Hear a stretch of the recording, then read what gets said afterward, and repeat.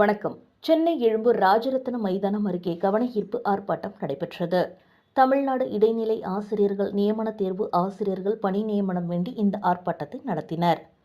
தமிழக அரசு தொடக்கப் பள்ளிகளில் காலியாக உள்ள இடைநிலை ஆசிரியர் காலி பணியிடங்கள் முழுவதும் அதிகரித்து நிரப்ப கோரி ஆர்ப்பாட்டத்தில் ஈடுபட்டனர்.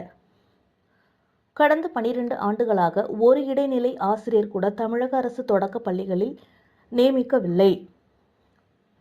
21/7/2024 அன்று நடைபெற்ற SGT நியமன தேர்வில் 2768 இடைநிலை ஆசிரியர்கள் மட்டும் நியமிக்கப்படுவர் என்பதை மறுபரிசீலனை செய்து தற்போது 12 ஆண்டுகளாக தொடக்கப்பள்ளிகளில் ஏற்பட்டுள்ள 15,000க்கும் மேற்பட்ட இடைநிலை ஆசிரியர் காலி பணியிடங்களை முழுமையாக அதிகரித்து நிரப்ப வேண்டும்.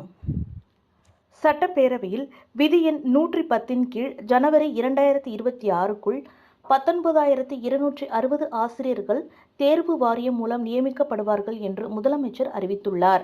இதற்கான அரசாணையை வெளியிட முதலமைச்சர் உத்தரவிட வேண்டும்.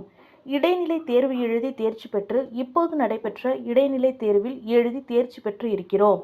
25,000 பேர் தேர்வு எழுதி 23,000 பேர் தேர்ச்சி பெற்றார்கள். 12 ஆண்டுகளாக இந்த தேர்விற்காக காத்து கொண்டு இருந்தோம். ஆனால் 2,268 பணியிடங்கள் தான் உள்ளது என்று தற்போது கூறுகின்றனர். அது எங்களுக்கு வேதனையை தருகின்றது என்று தெரிவித்தனர். இடைநிலை ஆசிரியர்களின் பணியிட எண்ணிக்கையை அதிகப்படுத்த வேண்டும். TRPயில் 6,553 காலி பணியிடங்கள் இருப்பதாக கூறுகின்றனர். தற்போது 2,768 பணியிடங்கள் மட்டுமே நிரப்பப்படும் என்றும் தெரிவித்துள்ளனர். எங்கள் வாழ்வாதாரமே இதை சார்ந்துதான் உள்ளது. பொருளாதாரம் மிகவும் குறைவாக உள்ளது. பணியிடங்களை குறை காட்டி உள்ளனர். அது மட்டுமின்றி குறைந்த சம்பளத்தில் வேலைக்கு செல்கிறோம் எனவும் 12 ஆண்டுகளாக இதற்காக போராடி உள்ளோம் எனவும் பணியிடங்களை அதிக அளவில் நிரப்ப வேண்டும் என்பதுதான் தங்களது கோரிக்கையாக உள்ளது என்று தெரிவித்தனர். முதலமைச்சரின் ஒரு கையெழுத்தால் எங்களது வாழ்க்கையே மாறும் என்றும் அவர்கள் தெரிவித்தனர்.